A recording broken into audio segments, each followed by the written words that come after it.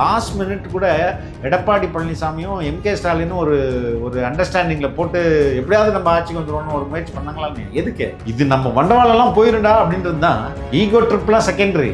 somehow we have to stop this. இது வரைக்கும் திமுக வந்து பிஜேபியை வலுவாக எதிர்த்திருக்கு எங்க அப்படின்னு திருமாவளவன் அவர்கள் சொல்றாங்க. அப்போ வந்து பிஜேபி வந்து வலுவா எதிர்த்திருக்கு அப்படின்னா இன்னும் அவங்களுக்கு வந்து என்னன்னா, நான் சொல்றேன் கேளுங்க, திமுக எடப்பாடி 2 பேரும் சேர்ந்து இங்கே ஆட்சி அமைக்க முயற்சி பண்ணாங்களா? அதில் பிஜேபிக்கு ரோல் இருக்காது நான் நினைக்கிறேன். பிஜேபி ரோலே இருக்காது. இருந்தது. கேரளால சிஎம் பதவி இருக்கும்போது விஜய் அவர்கள் ஏன் போல, அலையன்ஸ்ல தானே இருக்காங்க காங்கிரஸ் கூட, ஏன் போகலன்னு கேள்வி எழுப்பப்படுது. எனக்கு தெரிந்துமா, அது வந்து இன்னைக்கு தமிழக வரலாற்றிலேயே அதிக தலித் கேண்டிடேட் நிறுத்தினது தாவேகா தான். ஒரு பொது தொகுதியில திமுக நிறுத்திச்சா இதுவரையும்? ஒரு பிராமின் வந்து இந்து சமய அறநிலையத்துறை அமைச்சராக இதுவரைக்கும் ஆனதே கிடையாது. இப்போது இதுதான் முதல். ஏன் ஆகக்கூடாதுன்னு ஏதாவது இருக்குதா? ஆனது இல்ல. எல்லா சமூகத்தினருக்கும் இங்க முக்கியத்துவம் தரப்படும். ஒரு சில சமூகம்லாம் வாழ்க்கையில அரசியல் அதிகாரத்தை நினைச்சு கூட பார்க்க முடியாது. இந்த கட்டமைப்புல யார் இந்த திராவிட மாடல் கட்டமைப்பு இருக்குல்ல, அதுல நினைச்சு கூட பார்க்க முடியாது. ராஜ்மோகன் அவர்களுக்கு லக்ஸரியான ஒரு வீடு இருக்கு, அவ்வளோ வசதி படைத்தவர் வந்து அவர் வந்து அம்மா வீட்டுக்கு வந்து வாடகை கொடுக்க காசு இல்லை அப்படின்னு சொல்லிட்டாரு. உண்மை, 100% உண்மை. அதற்கு வேற யாரும் சாட்சியும் இல்லை. திருச்சி கிழக்குல அகெயின் வந்து எம்கே ஸ்டாலின் அவர்கள் போட்டியிட போறாங்கிற ஒரு தகவல். நான் மொட்டை மாடியிலேருந்து தலையில் தான் குதிப்பேன். யாரும் என்ன பண்ண முடியும் சொல்லு? ஒன்றும் சொல்ல முடியாது. நிறைய மக்கள் அவங்க வந்து குற்ற உணர்ச்சியில் இருக்காங்க. அட பாவி, நம்ம இன்னும் நிறைய பேர் வந்து போட்டுக்கணுமே. இந்த அசம்பிளி வந்து நம்ம செஞ்ச தப்பாச்சு. அதனால தானே இந்த பிரச்சனை. 10 பேருக்கு நம்ம வந்து தாவேகா தலைவர் வந்து கையேந்த வேண்டியிருக்கு அப்படின்ற எண்ண ஓட்டம் தான் இன்னைக்கு பெரும்பாலான மக்கள்கிட்ட இருக்குது. ஊழல் வந்து ஏற்கனவே பண்ணவங்களெல்லாம் எப்படி பிடிக்க முடியும்? அவங்கள பிடிச்சா அந்த எவ்வளோ ஊழல் பண்ணியிருக்காங்களோ அதெல்லாம் வந்து கவர்மெண்ட் இதில் கொண்டு வந்துருவோன்னு சொல்லி நான் ஒரு நியூஸ் பார்த்தேன். இல்லை, அப்படி தானே வரும். ஊழலில் நீங்கள் சம்பாரித்த காசெல்லாம் எங்கே போகும்? ஒரு நீதிமன்றம் தீர்ப்பில் வந்து நமக்கு முன்னாடி பினாமி பேர்ல எல்லாம் வச்சிருக்காங்கன்னா எப்படி ஐடென்டிஃபை பண்ண? ஏமா எதுவுமே கண்டுபிடிக்க முடியாமல் போயிடும். சரியான அரசு இருந்துச்சுன்னா எல்லாத்தையும் கண்டுபிடிச்சிடும். எதுவுமே வந்து இவங்க வந்து they were under the dream that we will be ruling Tamil Nadu forever. அந்த ட்ரீமே இப்போ லாஸ்ட் மினிட் கூட எடப்பாடி பழனிசாமியும் எம்கே ஸ்டாலினும் ஒரு அண்டர்ஸ்டாண்டிங்கில் போட்டு எப்படியாவது நம்ம ஆட்சிக்கு வந்துடுவோம்னு ஒரு முயற்சி பண்ணாங்களான்னு. எதுக்கு இது நம்ம வண்டவாளெல்லாம் போயிருண்டா அப்படின்றது தான். ஈகோ ட்ரிப்லாம் secondary. somehow we have to stop this. இல்லைன்னா நம்ம பண்ண எல்லாமே வெளில வந்துடும். மக்கள் அவ்வளோதான், தே வில் என்ன சொல்கிறது, அதை வந்து ரொம்ப நிராகரிச்சிருவாங்க அப்படின்னு சொல்லிட்டு தான் அவங்க வந்து தே ட்ரை தட். ஆனால் any good investigation agency will know. ஏடிஎம்கேவை 2ஆக உடைச்சிட்டிங்க, ஏடிஎம்கேவை ஒன்றும் இல்லாமல் ஆக்கிட்டீங்க. டிவிகே விஜய் வருகையால் வேவ்னால தான் நடந்திருக்கு. ரைட்டு. இப்போது ஏடிஎம்கே இப்போ பெரிய அளவில் ஒரு சக்தியாக ஆகாமல் போயிடுச்சு. இப்போ அடுத்து இருக்கிறது டிஎம்கே தான். அப்போ டிஎம்கேவையும் வந்து இப்போ அடுத்து போட்டியே இல்லாத மாதிரி யாரையாவது வந்து ஆக்கும்போது, இப்போ டிஎம்கேவும் போட்டிக்கு இல்லைன்னா டிவிகேவை எதிர்த்து யார் பேசுவாங்க அப்படிங்கிறது திருமாவளவன் அவர்களுடைய கவலையாக இருக்குது. எதுக்கு எதிர்த்து பேசணும்? அவர்களும் நம்ம ஆளுங்கட்சி தப்பு பண்ணா யாருக்கு கூட்டணி கட்சிகளே சொல்லணுமே. அதுதானே தார்மீகம், அதுதானே தார்மீக உரிமை, responsibility. See, we welcome constructive criticism. I can assure you this. அதாவது என்ன சொல்றது, சரியான விமர்சனங்களை நீங்க வையுங்கள், நாங்கள் திருத்திக்கிறோம். அது இடிப்பாரா இல்லா ஏமரா மன்னன் கெடுப்பாரினும் கெடுமா? இடிப்பாறையெல்லாம் தூக்கி உள்ள போட்டோன்னா இப்போ யாருமே கெடுக்கலையா? டிஎம்கே தானே கெட்டு போயிட்டாங்க. யாராவது போய் அவங்கள வந்து நோண்டி அதில் இப்போ மத்திய அரசு ஏதாவது பிளான் பண்ணி கவுந்தாங்களா? அவங்களே தான் அவங்களுக்கு ஆப்ப வச்சுட்டாங்க. இதுதான் திருவள்ளுவர் எவ்வளோ தெளிவாக சொல்லியிருக்காரு அன்றைக்கி. இடிப்பாறை இல்லா ஏமரா மன்னன் கெடுப்பாரினும் கெடும். அவ்வளோதான் அது. ஓகே, நெக்ஸ்ட்டு இப்போ பிஜேபியோட அந்த உறவை வந்து இங்கே முதலமைச்சராக இருக்கவங்க எப்படி வந்து ஹேண்டில் பண்ணுறாங்க அப்படிங்கும்போது, அப்போது இது வரைக்கும் திமுக வந்து பிஜேபியை வலுவாக எதிர்த்திருக்கு அப்படின்னு திருமாவளவன் அவர்கள் சொல்கிறாங்க. அப்போ வந்து பிஜேபி வந்து வலுவா எதிர்த்திருக்கு அப்படின்னா இன்னும் அவங்களுக்கு வந்து என்னன்னா, நான் சொல்றேன் கேளுங்க, திமுக எடப்பாடி 2 பேரும் சேர்ந்து இங்கே ஆட்சி அமைக்க முயற்சி பண்ணாங்கல்ல, அதில் பிஜேபிக்கு ரோல் இருக்காது நான் நினைக்கிறீங்க? நீங்கள் பிஜேபி ரோலே இருக்காது. இருக்கலாம், இருக்கும், இருந்தது. திமுகவுக்கும் அது திமுகவுக்கு இன்ஸ்ட்ரக்ஷன் பண்ணுது. அவங்க தானே அந்த அந்த எஃபர்ட் எடுக்கிறாங்க. இது ஒரு டைம் லைனில் பார்த்தீங்கன்னா யார் வந்தா யார் போனா அதுக்கப்புறம் எப்படி நடந்துச்சு அப்படி உங்களுக்கு அந்த டைம் லைனை பார்த்தீங்க கரெக்டாக இருக்கும். அப்போ மறைமுகமாக மிக மிக நெருக்கமான உறவு வச்சிருக்குது யாரு? திமுக. மருமகனுக்கு பிஸ்னஸ் இன்ட்ரெஸ்ட் இல்லையா? அமித்ஷா பையனும் அவரும் வந்து பிஸ்னஸ் இன்ட்ரெஸ்ட் இல்லையா? அதான் இன்னைக்கு எத்தனை கோடிகளை இந்த கவர்மெண்ட் தரவாத்து கொடுத்துச்சு. இப்போ வெளியில் பிஜேபி எதிர்ப்புன்னு பேசிட்டு உள்ளுக்குள்ளே அவ்வளோ அண்டர்கட்டில் சரண்டர் தான்.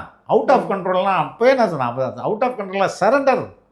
இன்னும் அவங்க சரண்டரில் தான் இருக்காங்க. கேரளாவில் சிஎம் பதவி இருக்கும்போது விஜய் அவர்கள் ஏன் போகல? அலையன்ஸில் தானே இருக்காங்க காங்கிரஸ் கூட, ஏன் போகலன்னு கேள்வி எழுப்பப்படுது. எனக்கு தெரிந்துமா, அது வந்து அவங்களுடைய விழா. இப்போ எங்கள் தலைவர் போயிருந்தாருன்னு வைங்களேன், நாடு ஃபுல்லாக எதை பேசியிருப்பாங்க? அவங்கள பற்றி பேசியிருக்க மாட்டாங்க, விஜய் அவர்களை பற்றி பேசியிருக்காங்க. நீங்கள் தமிழ்நாட்டில் என்டிடிவி தமிழக அரசு கோடி கோடியாக பணத்தை போட்டு, நம்ம பணத்தை போட்டு என்டிடிவி சம்மிட்னு நடத்துனாங்க. ஞாபகம் இருக்கா? காலையில் சிஎம் ஆரம்பிக்கிறாரு, அதுக்கப்புறம் டிஆர்பி ராஜா, பிடிஆர் பழனிவேல் தியாகராஜன், தங்கம் தென்னரசு, எல்லா அமைச்சர்களும் ஸ்லாட்டு ஈவினிங் வரையும். இந்த ஈவினிங் இந்த ஈவெண்ட் முடிக்கிறதுக்கு முன்னாடி 2-4 ரிப்போர்ட்டர் போய் தவிக தலைவர் விஜயை பார்த்துட்டு வந்தாங்க. என்ன ஆச்சு அன்னைக்கு? ஒட்டுமொத்த மீடியாவும் எதை பேசினாங்க? விஜய் கோடி கோடியா கொட்டி கொடுத்து இவங்க ப்ரோக்ராம் பண்ணி இந்தியா லெவலில் ப்ரொமோட் பண்ணலாம் நம்மள அப்படின்னா, அதெல்லாம் பின்னாடிக்கு போய் இவங்க நான் போயிட்டு வந்தோம் பார்த்துட்டு வந்தோம்னு ஒரு ஸ்டோரி பண்ணாங்களா, அந்த ஸ்டோரி ஹிட் ஆயிடுச்சு. புரியுதுங்களா? இதே தான் அங்கேயும் நடந்திருக்கும். க்ரௌட் அவ்வளோ க்ரௌட் கூடியிருக்கும். அந்த ஒரு மிக முக்கியமான நாள். அந்த மொத்த அட்டென்ஷன் இந்த பக்கம் திரும்பியிருக்கும். இப்போ சொல்லுங்க. ஆனால் என்ன சொல்லப்படுதுன்னா, நான் சொல்றது நீங்கள் யோசிச்சு பாருங்க, அந்த பாயிண்ட் ஆஃப் வியூவில் யோசிச்சு பாருங்கன்றேன். புரியுதுங்களா? சரி, our leader is very ethical பர்சன்மா. எத்திக்ஸை வந்து ரொம்ப ஸ்ட்ராங்காக பிலீவ் பண்ணுறது. எத்திக்கலாக எது சரி? நான் போயிட்டு அங்கே ஃபுல்லாக நம்ம அமைதியாக போயிட்டு வந்தாலே போதும். ஆனால் அதுவே full talk of the town ஆயிரும். ஏன்னா காங்கிரஸ் கூட நாங்கள் ஒன்றும் அவ்வளோ ஜெல்லாம் இல்லை அப்படின்னு காமிக்கிறதுக்காக தான் அங்கே போய் கலந்து. we are in alliance here and they are literally came out of Congress. I mean came out of DMK. அதில் எப்படி இதுதான் ரீசன். செக்யூர் பெரிய க்ரௌட் வந்திருக்கும், அட்டென்ஷன் ஃபுல்லாக இங்கே டைவர்ட் ஆகிருக்கும். அந்த கேரளா பதவியேற்பு விழாவே வந்து ஹைலைட்டாக ஆயிருக்காது. வந்தே மாதரம் சாங் வந்து ஃபர்ஸ்ட் பாடிட்டாங்க, அதுக்காக ஒரு அப்பாலஜைஸ் கூட பண்ணல டிவிக்கில இருந்து யாருமே. எதுக்கு? ஏன்னா ஃபர்ஸ்ட் தமிழுக்கு முக்கியத்துவம் கொடுக்காம ஒரு விழால வந்து ஃபர்ஸ்ட் வந்தே மாதரம் பாடிட்டு. அப்ப யார் முதல்வர்? இன்னும் பதவி ஏற்கவே இல்ல. இதே இல்லை, இந்த இப்போ கவர்னர் பதவியேற்பு விழா ராஜ்பவன்ல நடந்தது திமுக பீரியட்ல, அதை எடுத்து பாருங்க. வந்தே மாதரம் இந்த கவர்னர் தான் வந்தே மாதரம் பாடினாங்களா இல்லைன்னு பாருங்க. இது ஏன் கேட்குறேன்னா, ஐடியாலஜிக்கல் எனிமின்னு பிஜேபியை சொல்லியிருக்கீங்க. எப்படி வந்து பிஜேபியை ஹேண்டில் பண்ணுவீங்க டிவிக்கே? பாருங்க. சரி, ideological enemy, yes they are ideological enemy, ரைட்டுங்களா? பட் எங்களுக்கு என்னென்ன உரிமைகள் இருக்கோ அதை நாங்கள் பேசி வாங்குவோம். இப்போ கல்விக்கான நிதி தரவே இல்லை, அப்போ டிவிக்கே கவர்மெண்ட் வந்ததுக்கு அப்புறமும் இப்போ தரலன்னா என்ன?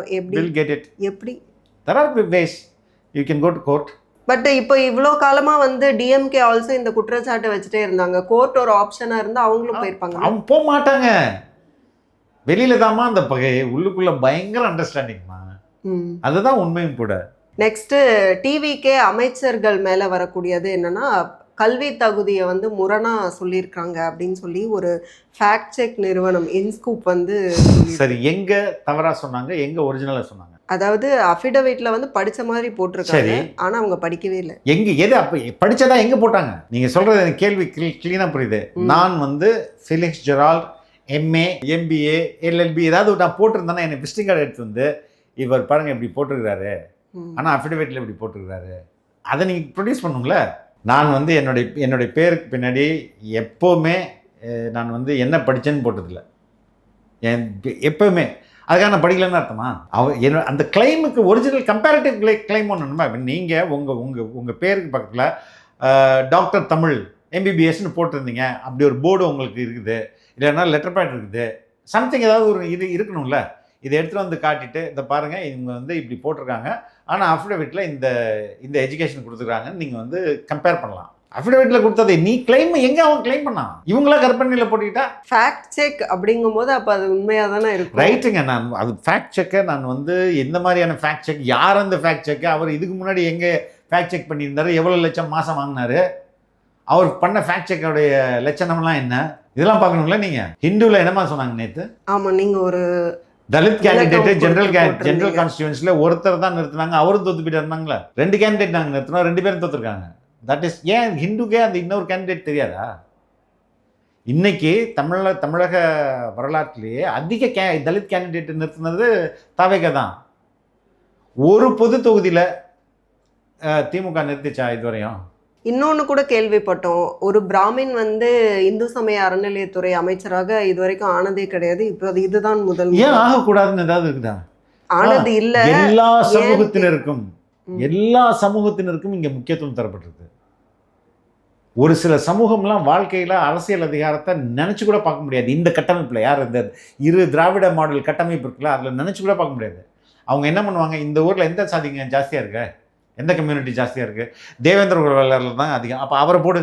சட்டம் ஒழுங்குன்னு வரும்போது யார் அந்த சார் அப்படின்னு வந்து லாஸ்ட் கவர்மெண்ட்டில் கண்டுபிடிக்கவே இல்லை. டிவிக்கு கவர்மெண்ட் கண்டுபிடிப்பீங்களா மாட்டிங்களா? We will try. இதில் என்ன இருக்குது, அவர் அப்பீல் போவார், போட்டோம், அதில் கண்டுபிடிப்போம்.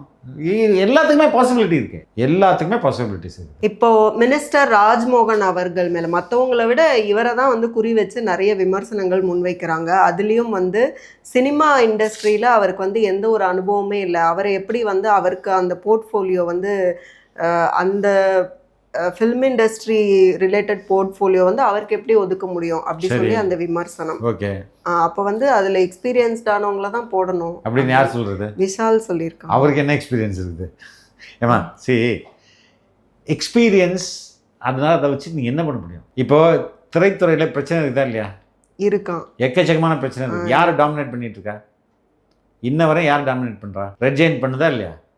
தியேட்டர் அவங்க கண்ட்ரோலில் வச்சுருக்காங்களா இல்லையா? ஏன் அவர் அப்போல்லாம் பேச மாட்டேறாரு அவர் விஷால்?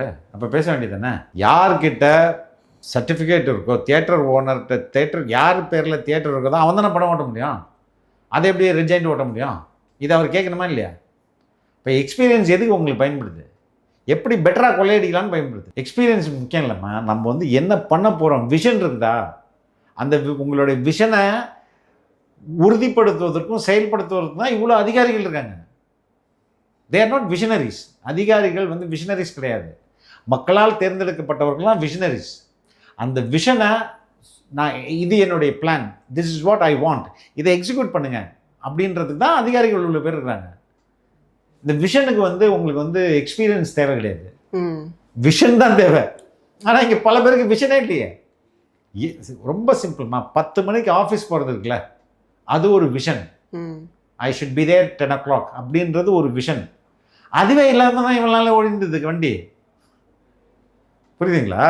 அப்புறம் ராஜ்மோகன் அவர்களுக்கு லக்ஸரியான ஒரு வீடு இருக்கு, அவ்வளோ வசதி படைத்தவர் வந்து அவர் வந்து அம்மா வீட்டுக்கு வந்து வாடகை கொடுக்க காசு இல்லை அப்படின்னு சொல்லிட்டாரு. உண்மை, 100% உண்மை. அதற்கு வேற யாரும் சாட்சியும் இல்லை. தோழர் மகேந்திரன் இருக்கார்ல, தோழர் சி மகேந்திரன் ஒருத்தர் இருக்கார்ல கம்யூனிஸ்டில், அவங்க பையன் புகழ் மகேந்திரன், அவரும் நம்ம ராஜ்மோகனும் இன்ஜினியரிங் காலேஜில் கிளாஸ்மேட்ஸ். சரிங்களா? எலெக்ஷன் முடிஞ்ச பிறகு சுத்தமாக காசு இல்லைன்னு அவங்க நண்பர்கள்ட்ட கலெக்ட் பண்ணி நண்பர்கள்ட்ட கேட்டு அதில் ஒரு அமௌண்ட்டை இவரே அனுப்பியிருக்கிறார். யார்? புகழே அனுப்பியிருக்கிறாரு. அது ஸ்க்ரீன்ஷாட்டை வேணாலும் நான் உங்கள்கிட்ட காட்ட முடியும் அவர்கிட்ட வாங்கி. இது உண்மை. இவங்க ஏன் இவ்வளோ பேசுகிறாங்கல்ல, நம்ம உதயநிதி ஸ்டாலினுடைய அஃபிடவிட் எடுத்து பேச சொல்ல வேண்டியதுன்னு. 4 லட்சம் ஒரு மாதத்துக்கு, 4,69,000 ஒரு வருஷத்துக்கு சம்பாதிச்சிருக்காரு 2020-21. 21-22 அப்போ ஆட்சிக்கு வந்த பிறகு 3 கோடி ஆகுது. 4 லட்சம் வருஷத்துக்குமா? அது எப்படிமா ஒரு வருஷத்தில் 3 கோடி ஆகும், அதுக்கு வருஷத்தில் 8 கோடி ஆகும்? இதை பேசுங்க. உண்மையில கஷ்டப்பட்டு ஒருத்தர் முன்னுக்கு வந்தாங்கன்னா, எனக்கு கூட ஒரு அப்பார்ட்மெண்ட் இருந்தது. நான் அதை வித்துட்டு தான் ரெட்பிக்ஸ் ஆரம்பித்தேன்.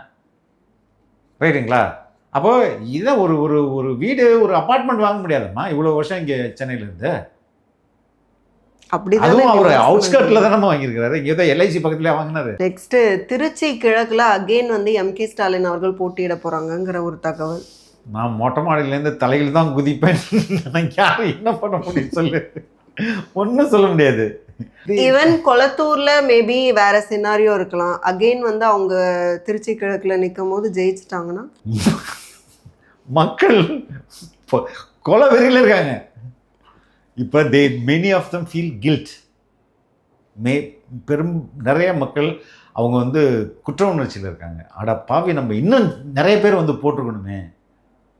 இந்த இந்த இந்த ஹங் அசம்பிளி வந்து நம்ம செஞ்ச தப்பாச்சே, அதனால தானே இந்த பிரச்சனை. 10 பேருக்கு நம்ம வந்து தாவேகா தலைவர் வந்து கையேந்த வேண்டியிருக்குதே அப்படின்ற எண்ண ஓட்டம் தான் இன்னைக்கு பெரும்பாலான மக்கள்கிட்ட இருக்குது. ஆனா அவங்க என்ன சொல்றாங்கன்னு பாத்தீங்களா? வந்து பாருங்க யாரும் என்ன சொல்றாங்கன்னு. உதயநிதி அவர்கள் சொன்னாங்க பாத்தீங்களா? அதாம்மா நான் சொல்றேன். எதுக்கு உங்களுக்கு ஓட்டு போட்டோன்னு மக்கள் ஃபீல் பண்ண ஆரம்பிச்சிட்டாங்க. அவங்க அப்படிதான் சொல்லுவாங்க. அதை பாருங்களேன் நீங்க. திருச்சி ஈஸ்ட்ல வந்து நிக்கட்டும், டெபாசிட் வாங்குறதே கஷ்டமாயிடும். டிவிகே சார்பில் வந்து சகாயம் ஐஏஎஸ் அவர்களை நிறுத்த போறாங்க அப்படிலாம் தகவல். அதாவது நான் தொடக்கத்திலேருந்து சொல்றேன், we are not ஜோசியகாரன் கிடையாது. எப்படி ஜோசியம் சொல்ல முடியும்? Let any communication come officially, அதுக்கப்புறம் நம்ம அதை பற்றி பேசலாம். அது மோஸ்ட்லி இப்படி பேசப்படுறதே வந்து அஃபிஷியலி. இவ்வளோ நாள் அப்படிதான் இந்த மீடியா பேசியிருந்துச்சு. இவ்வளோ நாள் என்ன பேசினாங்க? கடந்த 2 வருஷமா என்னென்ன பேசினாங்க? ஏதாவது ஒருத்தன் உண்மையான நியூஸை சொன்னாங்க. பண்ணுறதெல்லாம் போலீஸ் செய்தி பொய் நியூஸ் தானே போட்டிருந்தாங்க. விஜய் அவர்கள் வந்து அவங்க வந்து பதவியேற்றதுக்கு அப்புறம் உடனேவே போயிட்டு வந்துட்டு எதிரிகள்னு சொன்னவங்க எல்லாரையுமே வந்துட்டு மீட் பண்ணுறாங்க. குறிப்பாக எம்கே ஸ்டாலின் அவர்களை மீட் பண்ணுறாங்க. அப்படிங்கும்போது அது வந்து என்ன சிம்பல்? அது இதற்கு முன்பு அது மாதிரி யாராவது பண்ணியிருக்காங்களா தமிழ்நாட்டில்?